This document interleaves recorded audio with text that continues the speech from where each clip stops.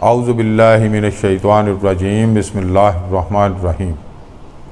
سکھ، ہمارا سکھ ہمارے ساتھ جڑا ہوا ہے، اس کا تعلق نہ کسی چیز سے ہے نہ کسی رشتے سے ہے۔ ہمارا سکھ صرف ہمارے عمل کی وجہ سے ہی ہے۔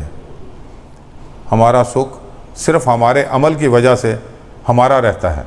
اگر ہمارا کوئی بھی عمل ہمیں پچھتاوے کا احساس دلانے لگے تو ہم کبھی بھی سکھی نہیں رہ سکتے، نہ ہم کبھی سکھی ہوں گے۔ ہمارے بہت سارے عمل ایسے ہوتے ہیں جن کو ہم سکھ سمجھ کر رہے ہوتے ہیں، کسی کی مدد، خیرات وغیرہ، یہ سب سکھ نہیں اگر آپ بغیر کسی لالچ کے نہیں کرتے۔ ہم دوسرے کو سکھ خیرات کرتے وقت اگر یہ سوچ رہے ہیں کہ ہمارے دکھ دور ہو جائیں گے تو بھی ہمیں اس کا کوئی فائدہ نہیں ہونے والا۔ ہر عمل ہمارا دوسرے کی بجائے اپنے لیے ہونا چاہیے۔ جب ہم سکھی ہو جائیں گے تو ہم خود ہی سکھ بن جائیں گے۔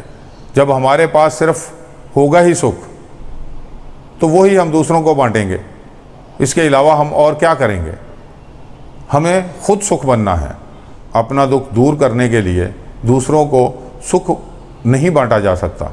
جب اپنا دکھ دور کرنے کا لالچ ہمارے اندر آ جائے گا تو ہم کسی کو کیسے سکھی کر سکتے ہیں؟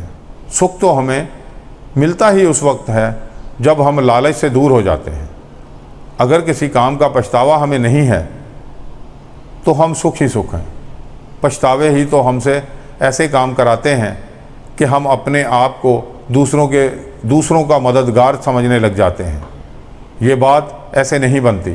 ہمیں جن کاموں کا پچھتاوا ہو ہمیں وہ کام چھوڑنے پڑیں گے، پھر ہم خود بخود ہی دوسروں کا سکھ بن جائیں گے۔ ہمیں توجہ کام پر نہیں، کام کرنے والے پر رکھنی ہے۔ جب ہماری توجہ کام کرنے والے پر ہوگی، مطلب خود پر ہوگی، تو ہم کبھی بھی کسی کو تکلیف نہیں دے سکیں گے۔ اور یہی آپ کا سکھ ہے، اور یہی آپ کے پاس ہے، اور یہی آپ دوسروں کو دے سکتے ہیں۔ اگر ہم توجہ اپنے آپ پر رکھیں گے، اپنے کاموں پر رکھیں گے، تو ہم ایک عطر فروش کی طرح خود ہی خوشبو بن جائیں گے۔ جو بھی تمہارے پاس آئے گا یا تم کسی کے پاس جاؤ گے تو خوشبو ہی بانٹو گے، کیونکہ تمہارے پاس اس کے علاوہ کچھ ہے ہی نہیں، اور یہی تمہارا اصلی سکھ ہے۔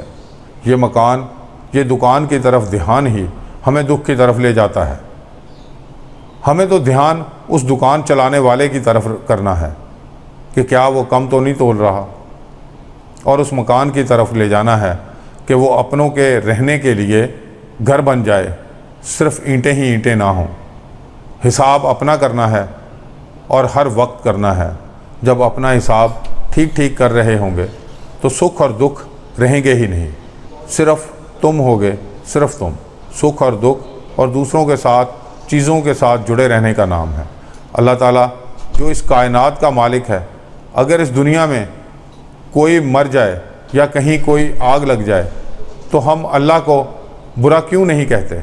اس لیے کہ ہمیں پتہ ہے اس سے کوئی برا نہیں ہو سکتا، اللہ تعالیٰ سے کچھ بھی برا نہیں ہو سکتا، کیونکہ وہ خیر ہی خیر ہے۔ ہزار دکھوں کے باوجود جو ہمیں اس کائنات میں نظر آتے ہیں، ہم ان کو برا نہیں کہتے اور نہ ہی کہہ سکتے ہیں، کیونکہ جس کی طرف سے یہ ہو رہا ہے اس کے کرنے پر ہمیں کوئی شک ہی نہیں ہے۔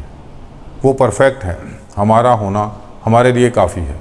ہماری توجہ ہمارے خود پر ہونی چاہیے، نہ کہ ہمارے کام پر۔